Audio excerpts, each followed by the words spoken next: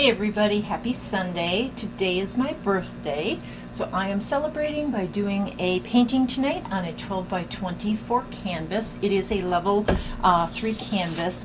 It is a canvas from the Master's Touch Grandeur collection.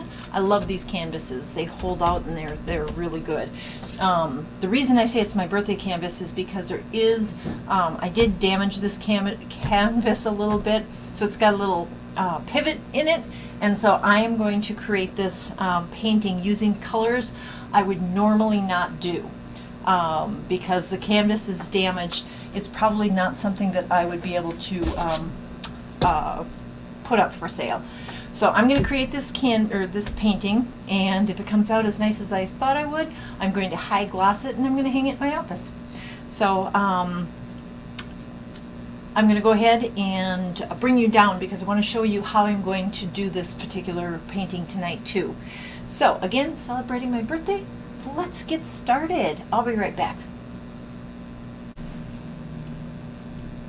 Okay, so tonight's canvas again is a 12 by 24, but I don't know if you can see it right here.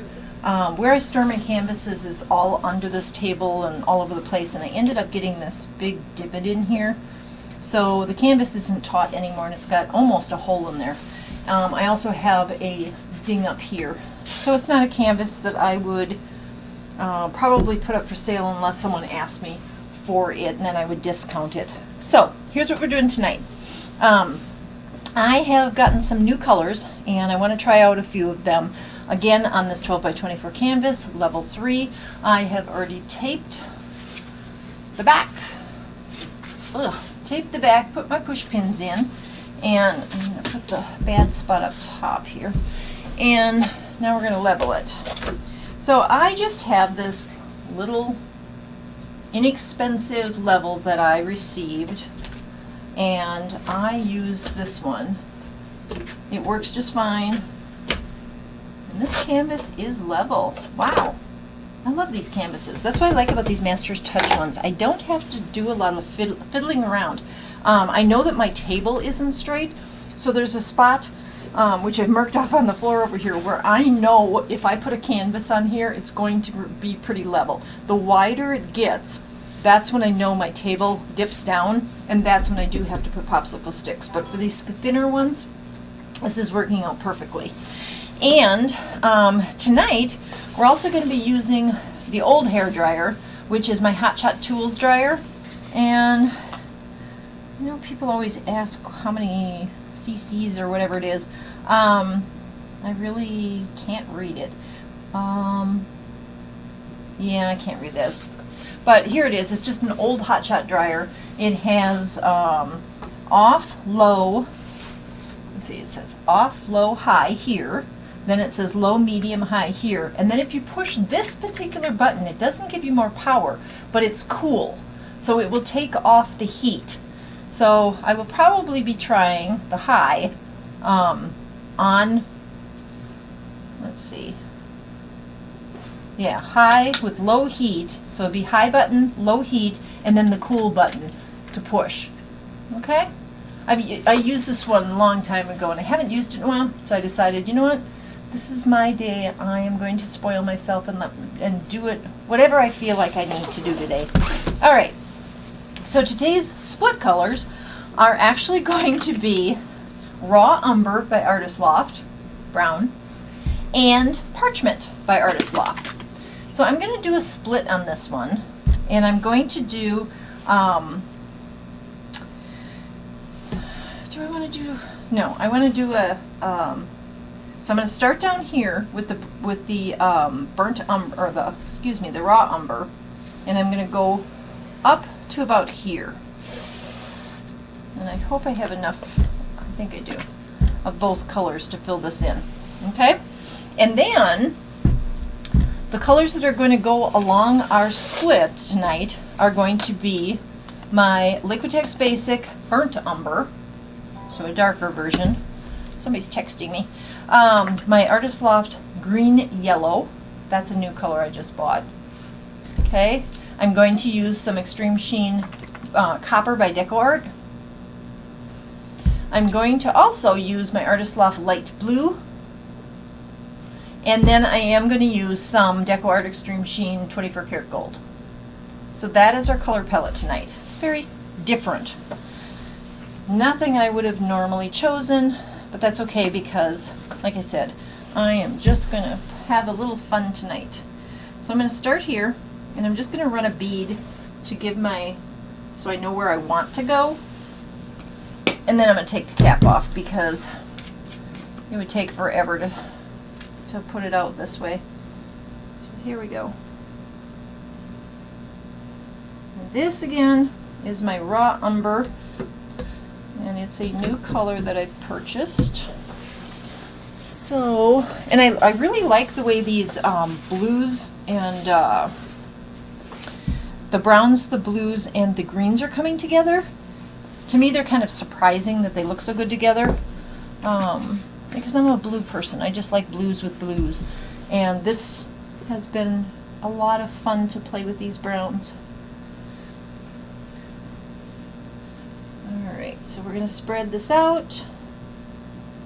Making sure to get good dousing on my sides.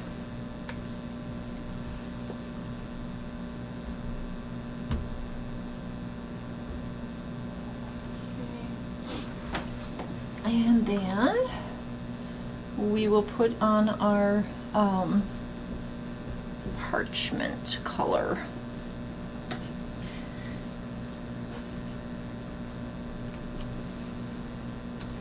And in my last video, the front picture of my last video had a couple from Tennessee, and if you didn't read the description, you wouldn't know who they are. Well, they are YouTubers who have a channel called Yankee in the South, and my husband and I found them when we were trying a few years ago to find some new things to do besides just hitting the beaches at Florida, and we knew that we were going to be going on a cruise that year, and we were also going to Canada that year.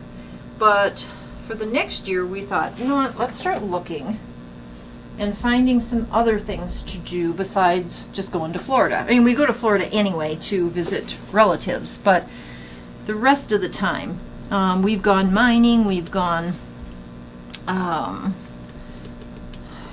Missouri, we went to the diamond mine, we've been up to Canada to the amethyst mines. So we've done all that, and I haven't had time to make any jewelry.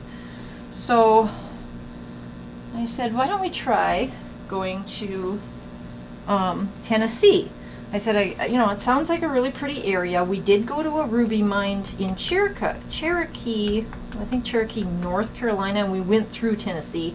And we always go through Tennessee on our trip to Florida. We just don't usually stop and do anything. So we decided that we were going to try Tennessee. And I wanted to see, okay, well, first of all, before I did make up my mind here, what's in Tennessee? So what we did is we looked on YouTube like everybody else.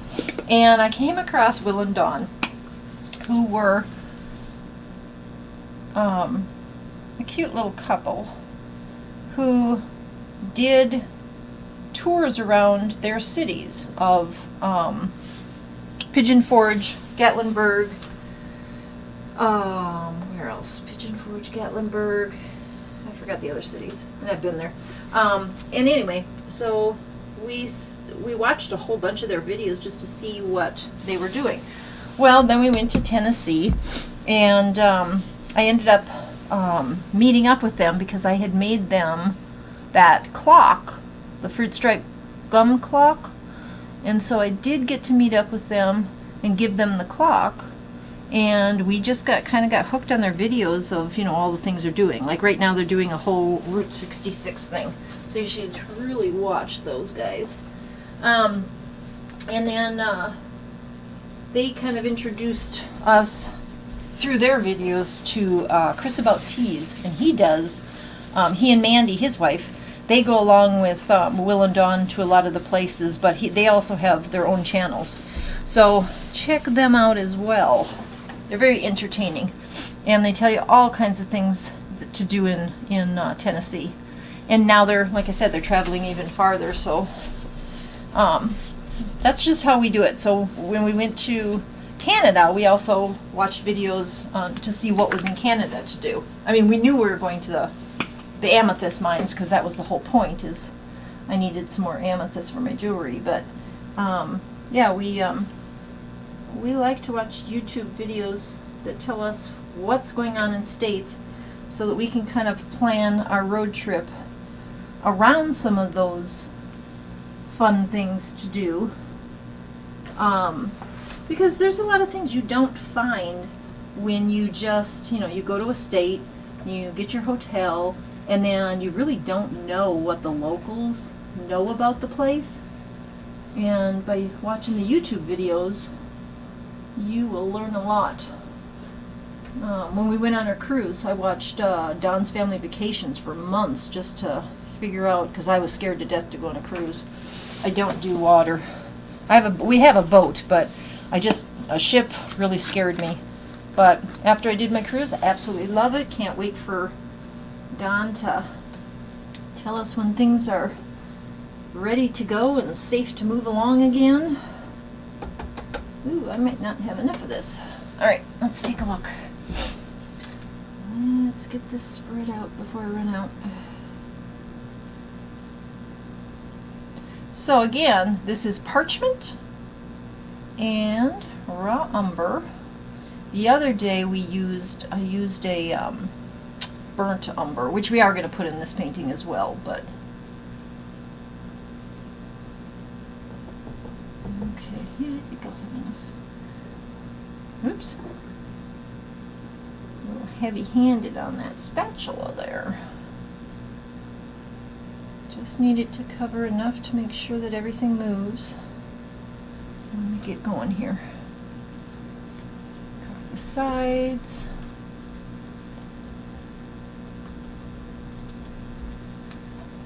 And I'm sure this front is not looking good. But I have enough in the bottle that I should be able to go around this and finish this up if it looks really bad. This side is pretty good because a lot of it did come down. Yes, that's good. Just want to get this pouring before it has too much time to dry. Okay, so we got our two colors on for now. And we will, I know, I always say, yeah, we're going to get moving on, and then I start playing with it again. I just want to make sure I have a base coat at least on here. Okay, so now we've got our two kind of boring colors. Alright, let's torch the bubbles.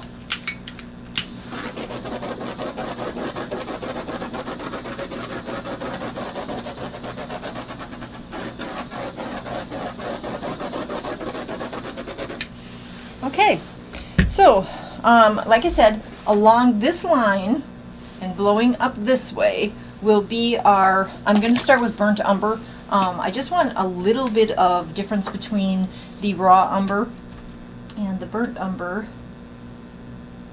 Give us just a little bit more color. I'm going to do that so that we make sure that we can the rest of the colors flow. Not going to worry about that. Now this green yellow is really pretty. All right, here we go.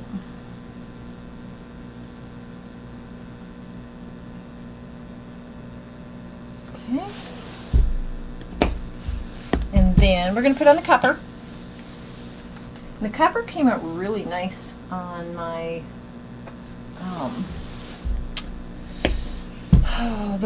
the large painting that I did. I forgot which one it was. 9-color, Amazing 9-color, I think it was. All right, here's the blue. So I wanted to be sure to add the copper again. Oops. Some bubbles in there. We'll torch that.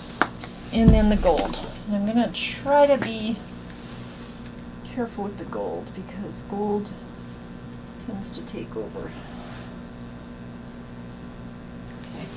I'm just going to put that much. I can always add gold. Okay, now we're going to torch the bubbles again.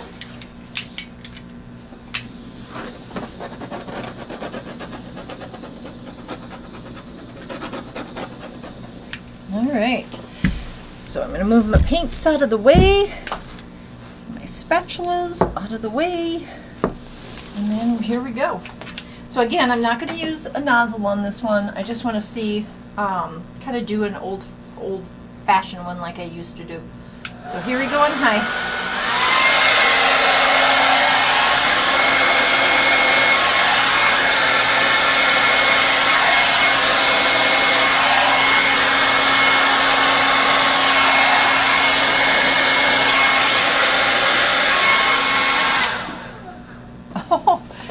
So if you like golds and browns, you're gonna love this painting.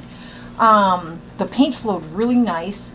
I love the chocolate brown bottom, and I love how the copper came up. I'm glad I didn't put any more gold in. I was going to, and then I stopped myself because the gold in here is just fine. Copper is in here, the blue is in here, and the green is in here. So it's not too much.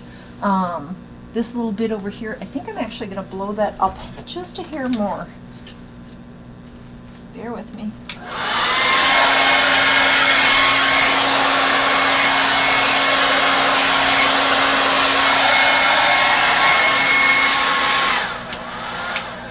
Yeah, that's better.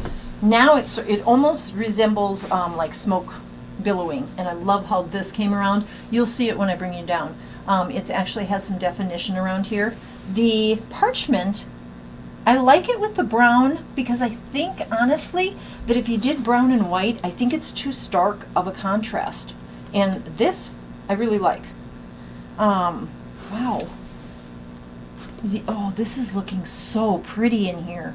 Wait till you see. I'm hoping that this edge stays like this, so that I have the edge, and then in here, I hope it bursts a little bit more. So nice. This is so pretty, too. Not much going on here, so I may blow this portion out just a hair more. I'll do that with my mouth, though. And whoop, I got a gnat. I got a gnat in here. There's a tiny little bubble here. I was hoping it wouldn't pull anything white through there.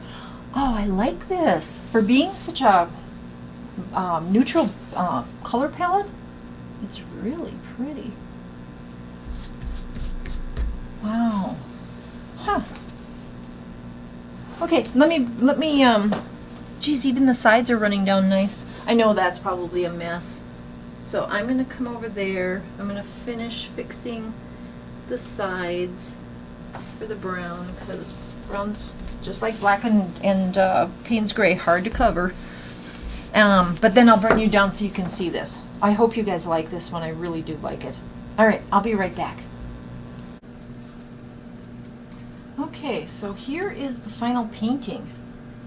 I hope you can see what I'm seeing in this painting. I know my lights are sort of shining on it, but let me bring you down and show you what I was talking about. So see the brown, which is the raw umber, and then the sort of wisps that are coming here. I'm hoping, I think I'm going to prop this up because I don't want this wisp to fall off. I'd rather it moved the other direction a little bit. And then up here is where I was talking about, I think I may blow this out a little bit further. So I will do that, and then I'll show you again when it's done. But look at the gold and the copper. It's so pretty when it bursts through each other and makes these really pretty cells like this. I absolutely love it. So hang on just a second. I'm going to set this back down.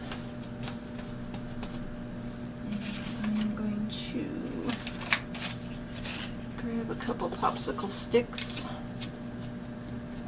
and pop this up just a little bit, because again, I don't want this area here, I really don't want that to fall off the edge. So I'm going to prop up the painting, a couple popsicle sticks on each side here, and that should, I hope, keep it from falling off. If it doesn't, I'll prop it up a little bit higher. Okay, so I just have to wipe off some paint. Here we go. Look at these cells. Copper. And here, oh, look at the green. I like that green. I like that green with light blue. I think it would look pretty hideous with dark blue, but who knows, maybe I'll try that too. And then this is what I was talking about. Can you see the top where it's so light and wispy, but you can still see that there's definitely a round portion to it against the oh,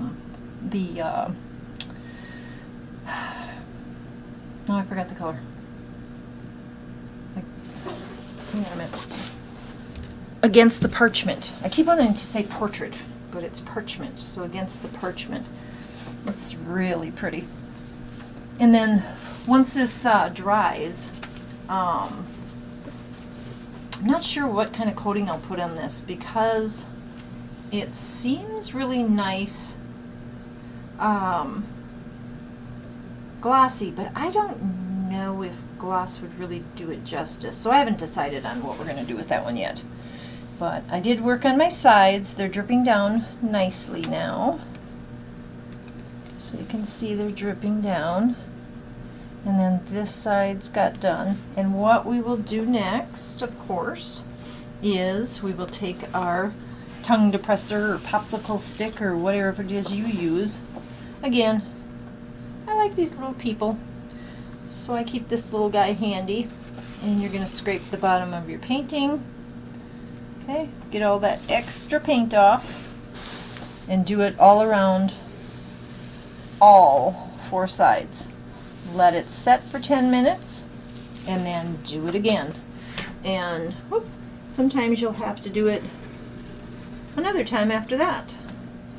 But lately, probably 3 times is good, and then I double check it on the 4th, you know, if I'm going to do it.